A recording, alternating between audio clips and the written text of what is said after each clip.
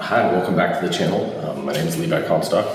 I just want to go over right now a epoxy floor that we are redoing for a contractor because I'll just be honest, it's very obvious that the prep was extremely inadequate, and I'm just going to show you guys a few of the details that you can't overlook. And it starts out, if you see these large expansion joints down the center of the floor, these were definitely not treated correctly. They weren't filled with the correct slurry and then ground back smooth. So a lot of the epoxy, when they poured a flood coat, just sunk right in. One thing you see very evidently here is there's just dirt. That's a lot of this dirt is actually stuck in the floor. So the floor is definitely not cleaned, especially you see around the edges and everything like this. There's very high concrete that's exposed everywhere. If you look underneath the baseboard heaters here, I mean, that's pretty finished. You can't put a piece of trim underneath here, you know. So if you leave something that ugly and exposed all the way up to your wall where you just have concrete, I mean, that's going to be an issue. And as you can see right here, this definitely was not sanded because after epoxy went down here, look at this. That's what I see as an issue. So right here, I can tell there's some kind of drywall mud paste made. I can dig into it, something that was patching the floor. Look at this.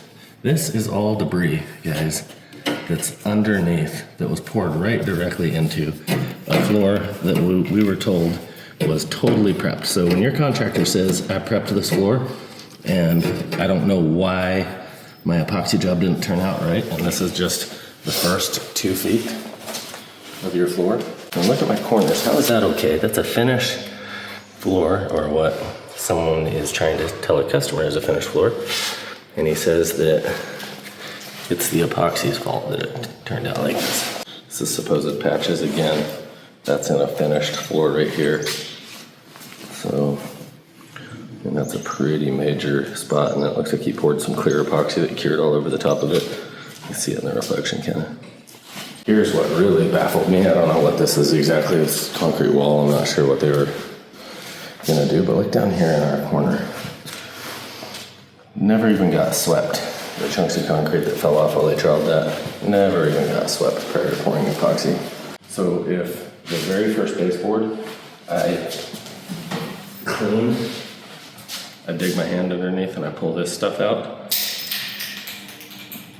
I don't know what the hell you call that, guys, but that is absolutely, that is not floor prep. So fix yourself. If that's what's on your floor when you're pouring epoxy, you don't know the first thing about epoxy, and you have no right to be dumping epoxy in somebody's house. So what we have to do today is I'm going to sand and prep all my high spots, my corners. We're backfilling any little low areas, and we're going to create a totally sealed, totally flat floor with no low spots and no high spots. I don't want to have to try to pour an epoxy coat over a high spot, and I don't want to try to pour to fill a low spot.